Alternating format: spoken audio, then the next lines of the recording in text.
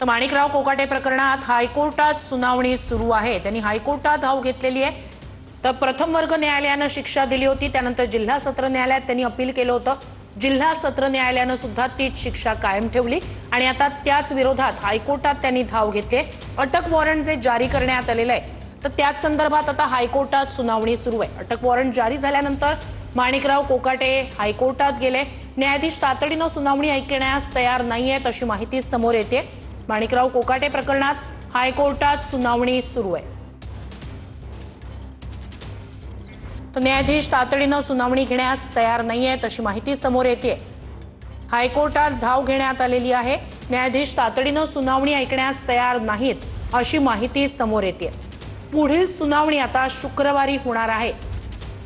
माणिकराव कोकाटे प्रकरणी हायकोर्टात सुनावणी सुरू आहे, मात्र या प्रकरणी पुढील सुनावणी शुक्रवारी होणार आहे अशी माहिती समोर येते। आजचा दिवस बुधवार, पुढील सुनावणी शुक्रवारी होणार आहे। न्यायाधीश तातडीने सुनावणी ऐकण्यास तयार नाहीयेत। शिक्षेच्या स्थगितीसाठी म्हणूनच मंत्री कोकाटे यांनी हायकोर्टात धाव घेतली, मात्र आता पुढील सुनावणी शुक्रवारी होणार असल्याची माहिती समोर येते। माणिकराव कोकाटे यांच्या विरोधात अटक वॉरंट जारी करण्यात आलेलं आहे। त्या संदर्भात त्यांनी हायकोर्टात धाव घेतली आहे। हायकोर्टात सुनावणी सुरू आहे। तातडीने सुनावणी ऐकण्यास न्यायाधीश तयार नाहीयेत आणि आता पुढील सुनावणी या प्रकरणी शुक्रवारी होणार असल्याची माहिती समोर येते। जिल्हा सत्र न्यायालयाने जी शिक्षा कायम ठेवलेली आहे त्याच विरोधात अनिकेत निकम यांचा कोकाटेंच्या बाजूने युक्तिवाद आहे। माणिकराव कोकाटे प्रकरणात हायकोर्टात सुनावणी आहे। न्यायाधीश तातडीने सुनावणी ऐकण्यास तयार नाहीयेत। पुढील सुनावणी आता शुक्रवारी होणार असल्याची माहिती समोर येते। तर ॲडव्होकेट अनिकेत निकम हे युक्तिवाद करतात। शुक्रवारी प्रकरण ऐकण्यास न्यायाधीश लोढा यांची तयारी असल्याची माहिती समोर येते।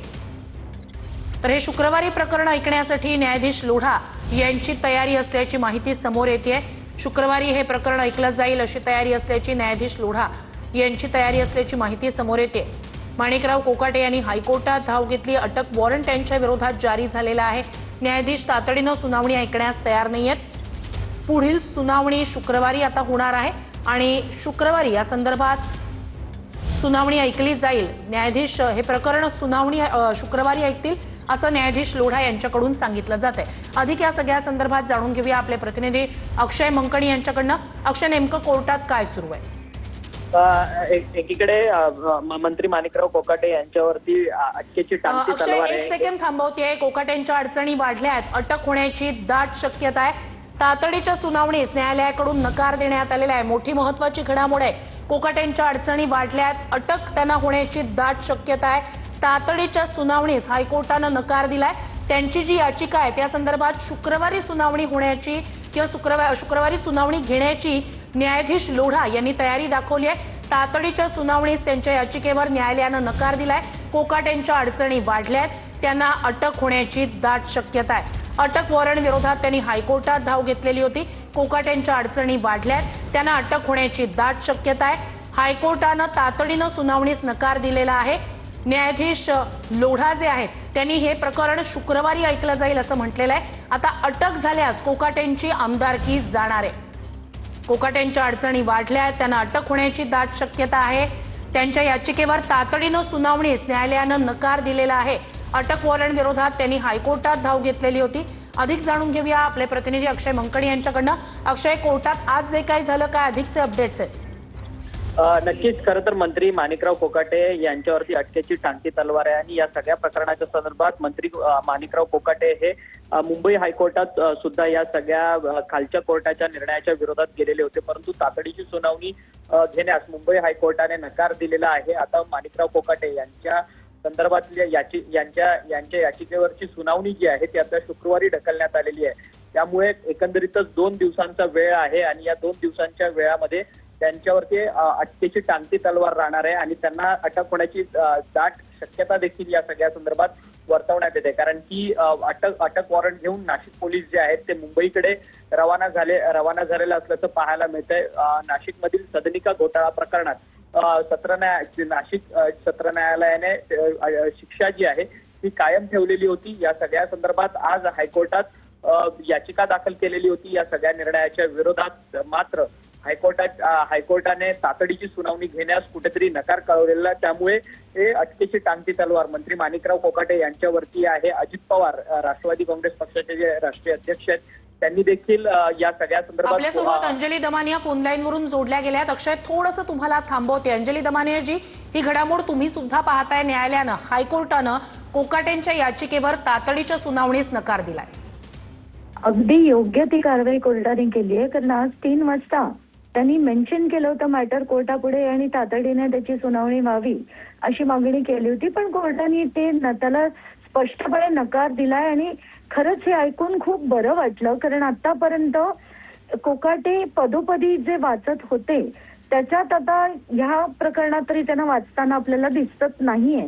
आताच्या घटनेला महत्वाची माहिती अशी आहे की त्यांचे डिस्क्वालिफिकेशनचे प्रोसिजर जे आहे ते सरकारकडनं झालं पाहिजे. कारण कसं आहे की एखादा आमदार जेव्हा अशा प्रकरणात अडकतो आणि त्याला 2 वर्षाची किंवा 2 वर्षाच्या वरची शिक्षा ठोठवण्यात येते, तेव्हा त्याची आमदारकी ही आपोआप रद्द होते. याच्यात ना त्याच्या राजीनाम्याची मागणी होईल किंवा त्याला काढलं जाईल की नाही अशी शंका सुद्धा उरत नाही. त्यांना तात्काळ डिस्क्वालिफाय हे केलं गेलं पाहिजे आणि ते होईल याच्यात काही शंका नाही. आता उरला भाग त्यांच्या बेल ऍप्लिकेशनचा, तर त्यांनी कोर्टाने आता तात्काळ ऐकण्यास नकार दिला असेल, पण पूर्णपणे ते नकार देऊ शकत नाही. कोर्ट त्याची जी प्रोसिजर आहे ते ड्यू प्रोसेस फॉलो करा असं म्हणून बेल ऍप्लिकेशन हे हिअर होईल आणि त्याच्यानंतरच त्यांना काही जर कोर्टाला रिलीफ द्यायचा असेल तर ते अटकेपासून फक्त मिळू शकेल. आत्ताच्या घटनेला ते होताना आपल्याला दिसत नाहीये, त्यामुळे अटक होणार हे निश्चित. एक माहिती अशी सुद्धा आहे की आता ह्यांना जी शिक्षा झालेली आहे कोकाटेंना, त्याबद्दलची कोणतीही माहिती विधिमंडळ सचिवालयाकडे नाही अशी माहिती सूत्रांकडून मिळते. याकडे कसं बघायचं? कसं आहे की जेव्हा ऑर्डर होते ती अपलोड व्हायला कधी कधी 1 ते 2 दिवस जातात आणि ती फॉर्मल ऑर्डर अगदी सही शिक्क्याची येईपर्यंत सरकारला काही करता येत नाही. म्हणजे आम्ही सुद्धा जेव्हा अपीलमध्ये जातो जोपर्यंत ती फॉर्मल ऑर्डर येत नाही तोपर्यंत हे करता येत नाही. पण आत्ताच्या घटनेला या कोकाटेंच्या वकिलांनी हायकोर्ट मूव्ह केलंय आणि ते मॅटर मेन्शन केलं, याचा अर्थ ती ऑर्डर अपलोड कदाचित झाली असेल. मी देखील आता काही वेळा ती वेबसाईट ऍक्सेस करून बघते. ती ऑर्डर अपलोड झाली असेल तर मात्र त्यांच्यावर जी त्यांची आमदारकी रद्द करण्याची जी कारवाई आहे ती देखील झालीच पाहिजे. अंजली दमानिया जी, ज्या क्षणी शिक्षा होते त्या क्षणी डिस्क्वालिफाय पद होतं, म्हणजे मंत्रीपद असेल, आमदारकी असेल, अशी एक कायद्यातली प्रक्रिया समोर येते. पण या सगळ्या घडामोडींकडे बघता आणि ही शिक्षा म्हणजे आधी प्रथम वर्ग न्यायालय, मग जिल्हा सत्र न्यायालय आणि आता पुन्हा ही सगळी घडामोड, याकडे तुम्ही कसं पाहताय? खरंच तर actually representation of people's act 1951 सालचा जो आहे त्या कायद्याप्रमाणे त्याचं सेक्शन 8 असं म्हणतो की एखाद्या आमदारावर कुठलीही क्रिमिनल म्हणजे त्याच्यात करप्शन आणि इतरही चार्जेस असले तर त्याला जर 2 वर्षाची किंवा त्याच्या वरची शिक्षा झाली तर त्याची आमदारकी रद्द करण्यात येते. पण त्याच्यात पूर्वी एक सेक्शन 8(4) होता आणि 8(4) सेक्शन प्रमाणे जर त्यांनी वरच्या कोर्टात 3 महिन्यांची मुभा होती. आताच्या घटनेला सुप्रीम कोर्टनी एक जे मॅटर होतं 2013चं लिली थॉमस या मॅटरमध्ये हा 8(4) सेक्शनच रद्द केला, ज्याला आपण अल्ट्रा व्हायरस म्हणतो तसा तो रद्द केला गेलाय. आता जर तो रद्द झाला याचा अर्थ जरी ते अपीलमध्ये वरच्या कोर्टात गेले तरी त्यांची आमदारकी ही रद्दच मानली जाते आणि जर ती केली गेली नाही सरकारकडनं तर सरकार विरोधात कंटेम्प्ट पिटिशन देखील ती जी समोरची पार्टी आहे ती मूव्ह करू शकते. आत्ताच्या घटनेला ते जरी बेलसाठी गेले, बेल त्यांना मिळाली नाही मिळाली हा नंतरची गोष्ट आहे, पण आत्ताच्या घटनेला त्यांची आमदारकी मात्र गेली, मंत्रीपद गेलं, याच्यात काहीच शंका नाही. नक्कीच, धन्यवाद. तुम्ही आमच्याशी संवाद साधला त्यासाठी. कोकाटेंच्या अडचणी वाढल्या, त्यांना अटक होण्याची दाट शक्यता आहे.